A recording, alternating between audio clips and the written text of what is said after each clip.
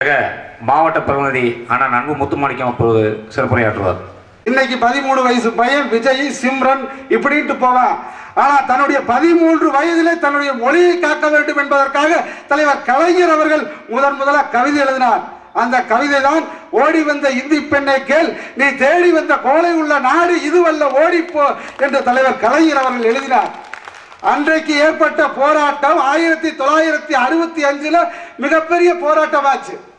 அதுக்கு இடையில தலைவர் கலைஞர் அவர்கள் தனக்கு திருமண ஏற்பாடு ஆகி மணமேடையில் தலைவர் கலைஞர் அவர்கள் அமர்ந்திருக்கிறார். அப்பொழுது வழியே ஒரு ஊர்வலம் செல்லுகிறது. அந்த ஊர்வலம் போனதுக்கு பின்னாடி பார்த்தா மாப்பிள்ளையை காணோம். என்னடான்னு பார்த்தா மாப்பிள்ளை அந்த ஊர்வலத்தில் தலைவர் கலைஞர் அவர்கள் முன்னாடி நின்று கோஷம் போட்டு போறார். தமிழ் வாழ்க, இந்தி ஒழிக என்று தலைவர் கலைஞர் அவர்கள் தன்னுடைய திருமணத்தை கூட நடத்தாம தமிழுக்காக அன்றைக்கு ஊர்வலம் போனவர் தலைவர் கலைஞர் அவர்கள். அந்த தலைவர் தான் இன்றைக்கு செம்மொழியா தமிழை ஆக்கணும்னு சொல்லி இன்னைக்கு திராவிட முன்னேற்ற கழகம் ஆட்சிக்கு வந்ததனால் செம்மொழியை உருவாக்கினார். செம்மொழி அந்தஸ்து வாங்கி கொடுத்தார் தமிழுக்கு. திராவிட முன்னேற்ற கழகம் ஆட்சிக்கு வந்ததனால் தான் இந்த சென்னை மாகாணத்திற்கு தமிழ்நாடு என்று பெயர் கிடைத்தது. திராவிட முன்னேற்ற கழகம் ஆட்சிக்கு வந்ததனாலே தான் தமிழன் தாழ்ந்து கிடந்த தமிழன் தலை நிமிர்ந்து நின்றான்.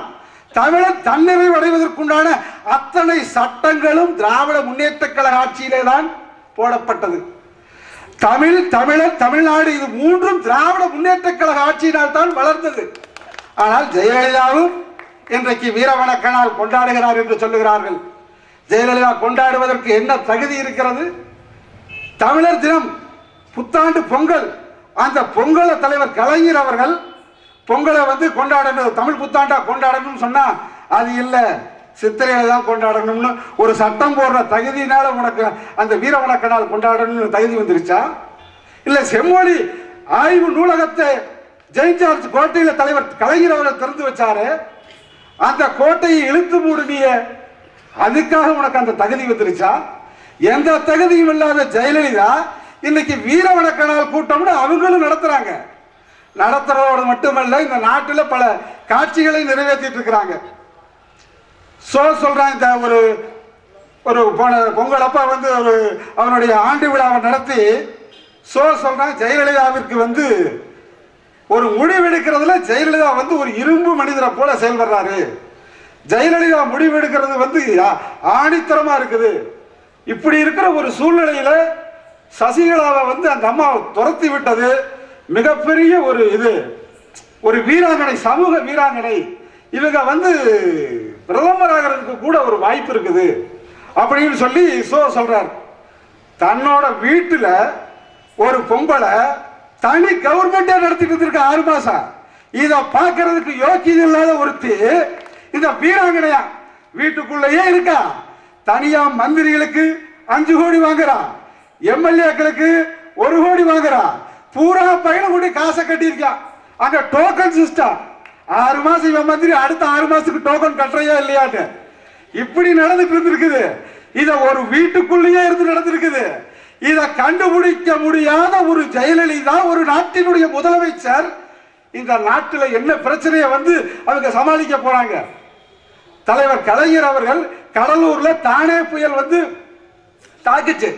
தாக்குனது தமிழ்நாட்டில் கடலூர் மாவட்டம், சென்னையில் இருந்து திருவாரூர் வரையில பயங்கரமான பாதிப்பு.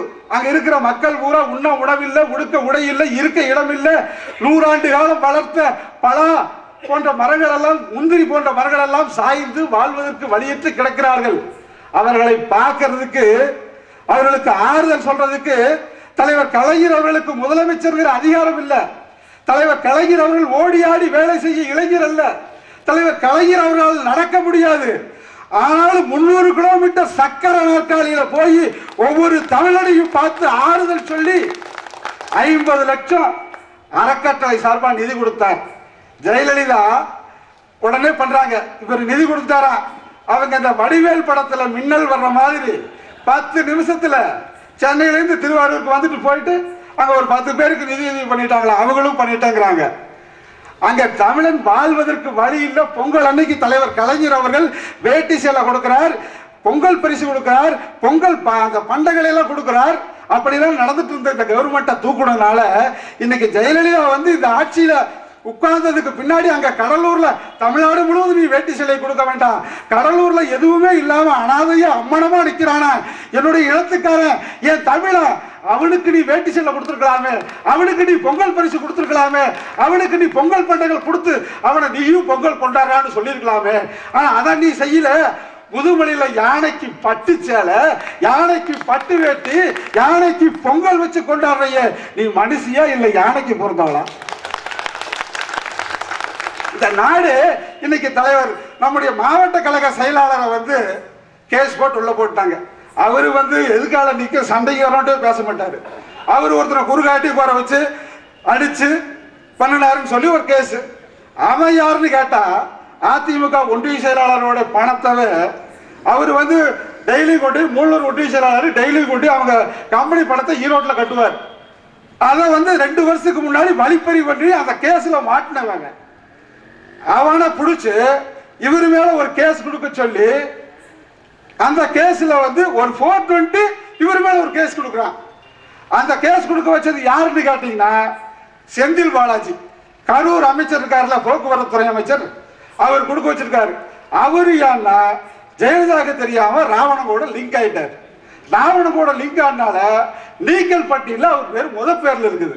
அதனால அதை காப்பாத்துறதுக்காக சாமிநாதனை பிடிச்சி உள்ள போறதுக்கு நான் தானே ஏற்பாடு பண்ணேன், அதனால போக்குவரத்து துறை அமைச்சர் அப்படியே எனக்கே விட்டுருங்க அப்படின்னு கேட்கறதுக்காக இவரை கொண்டு சிக்க வச்சு விட்டுருக்காங்க. அதே கோபிநாத் திரும்ப வருவான், போயஸ் கார்டன் வழியா எங்க ஆட்சி வரும்போது போவேன். அப்ப மேல இருந்து அந்த அம்மா கை காட்டுச்சுன்னு ஒரு கேஸ் போட்டு அந்த அம்மா உள்ள தரதுக்கு எவ்வளவு நேரம் ஆயிடும்? திராவிட முன்னேற்ற கழகத்தை வந்து நீ சிறையில் அடிச்சுட்டு 300 பேருக்கு மேல வேற கேஸ் போட்டிருக்காங்க. 300 பேர் இல்ல 3000 பேருக்கு மேல போடு. திராவிட முன்னேற்ற கழகத்துக்காக ஜெயில பார்த்தவன் சிறைய வந்து திரையில பார்த்தவன் அல்ல, உண்மையாலே ஜெயில அங்க கோயம்புத்தூர் ஜெயில வால்மேடு எங்க இருக்குது, அங்க இருக்கிற அத்தனை இடம் எங்க எங்க இருக்குதுன்னு இங்க மேடையில் உட்கார்ந்துருக்கிற அத்தனை பேத்துக்கு தெரியும். அதனால எங்களுக்கு ஜெயில் ஒன்றும் புதுசு இல்ல. நீதான் ஜெயிலுக்கு வந்து இன்னும் ஒரு 3 மாசத்துல போற. 30ஆம் தேதி உனக்கு கெடுக்குறாங்க. 30ஆம் தேதி வந்து பெங்களூர் கோர்ட்ல சசிகலா வந்து சசிகலாக்கு சொல்ற தீர்ப்பு அந்த அம்மா ஏத்துக்குச்சுன்னா நீ கட்டாயம் ஜெயிலு, இல்லைன்னா ஒரு 6 மாசம் 1 வருஷம் தள்ளி போகு. இதுதான் நிலைமை. நீ ஜெயிலுக்கு போறதுக்காக இருக்கிறவங்க மேல எல்லாம் நீ கேச போட்டுட்டு இருக்கிற. ஆனா விரைவில் இதற்கு ஒரு முடிவு வரும். அந்த முடிவெடுப்பதற்கு, அந்த முடிவை மாற்றி எழுதுவதற்கு ஆண்ட இனத்தால் மீண்டும் முற்றுகை, மாண்டிடும் புலவே மகுடம் கழற்று என்று தலைவர் கலைஞர் அவர்கள் எழுதிய அந்த வாசகத்தை உறுதி செய்வதற்கு நாம் இந்த வீரவணக்க நாளில் உறுதி எடுப்போம் என்று சொல்லி எனக்கு வாய்ப்பளித்த அனைவருக்கும்